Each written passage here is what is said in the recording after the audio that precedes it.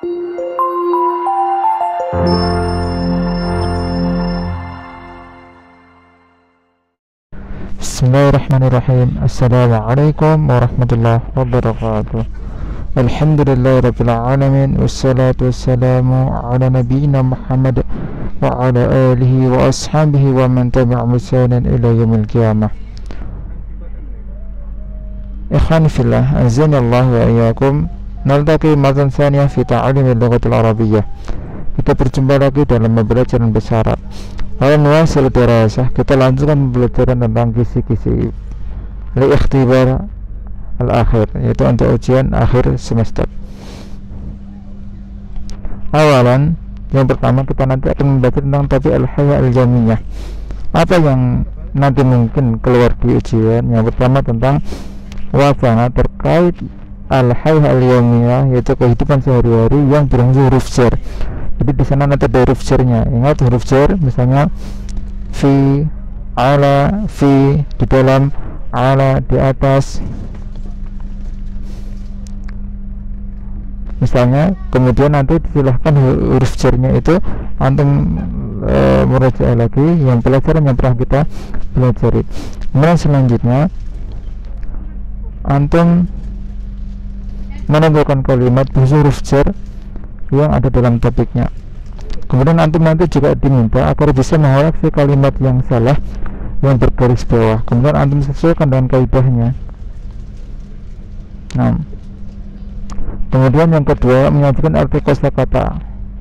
Nah, berarti ada gambar mungkin terkait kosakata terkait dengan al-hayya yang antum harus pahami maknanya.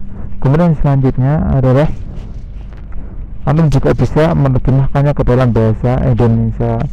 Yang selanjutnya adalah menulis frasa atau sesuai kaidah. Jadi antum harus pahami bagaimana kaidah penulisan huruf jarnya itu.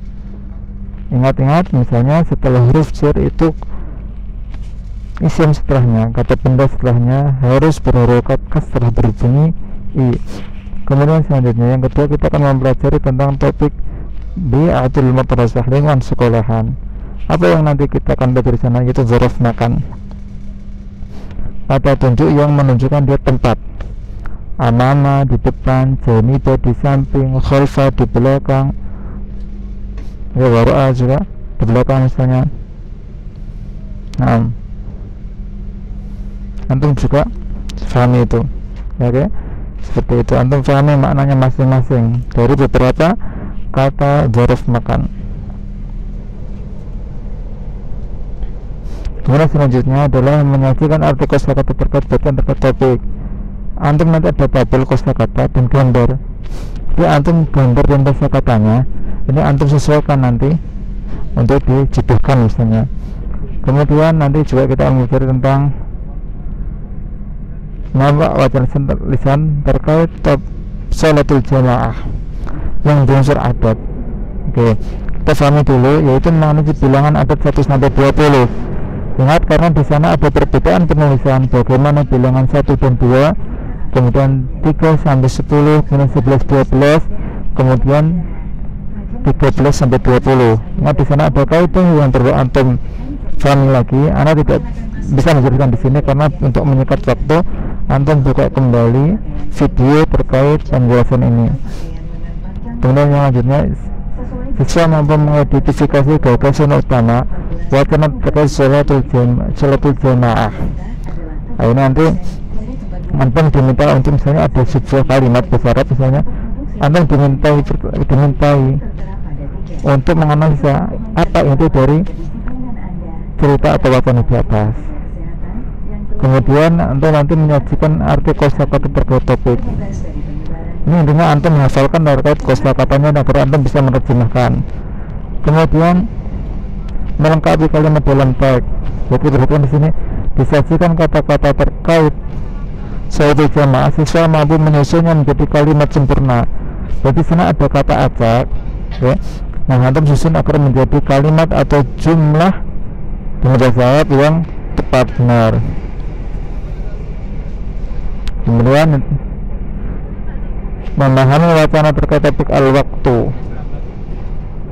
Oke. Jadi ini tentang waktu, berunsur adat tertib. Jadi kalau tadi bilangan 2 saya update tertib ini untuk bilangan ke. Oke, ini terkait bilangan ke. Misalnya al-awal yang ke-1 atau ula itu, kemudian nanti ada asani, al-saniyah yang kedua. Biasanya untuk menunjukkan ke itu huruf ke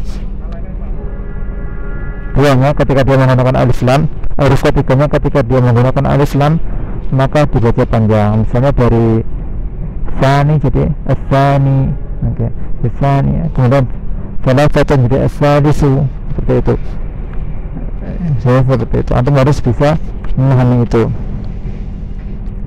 Kemudian juga antum harus memahami tentang kosakatanya.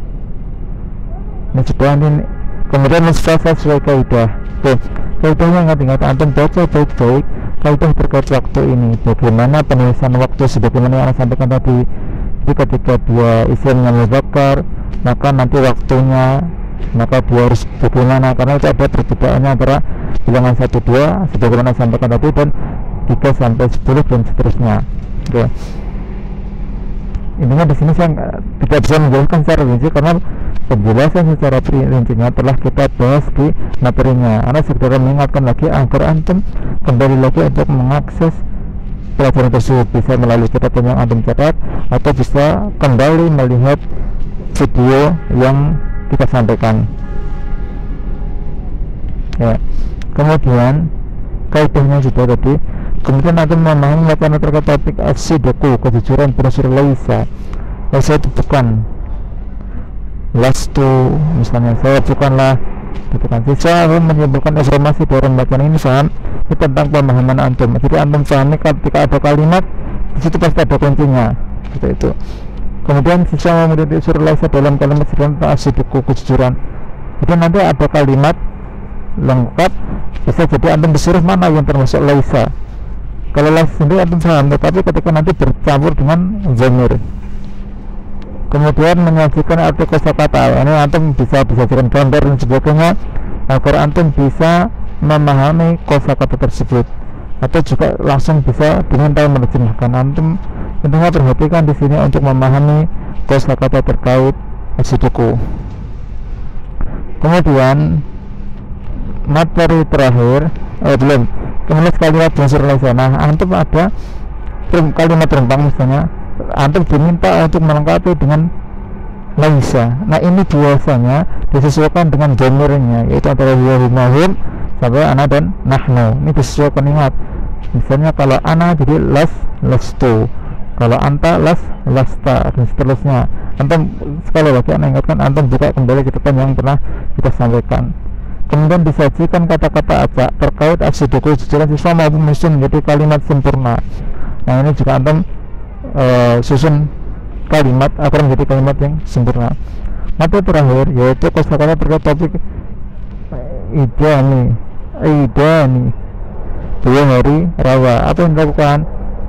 Yaitu antum bisa memahami kosakata dan gambar. Jadi antum nanti disajikan materi kosakata dan gambar, antum untuk menjodohkan ataupun bisa diminta untuk menyatakan mana yang benar yang mana salah. Ini untuk penulisannya nanti tentunya penulis yang lebih tahu.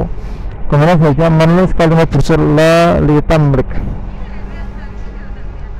Siswa mengadaptasi pola kalimat yang tepat tentang idani 2 hari raya.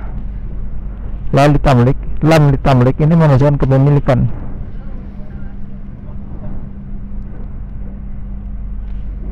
Li misalnya, atau labaina untuk misalnya lana qalamun, kami memiliki hujan, atau lana aidaini, kami memiliki 2 hari raya.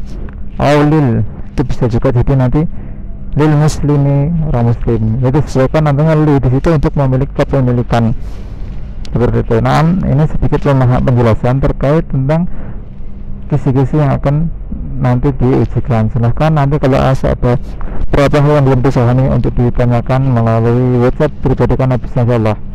Nakhatun bidoa ikasatul majlis. Subhanakallahumma bihamdika asyhadu an la ilaha illa anta astaghfiruka wa atubu ilaik. Assalamualaikum warahmatullahi wabarakatuh.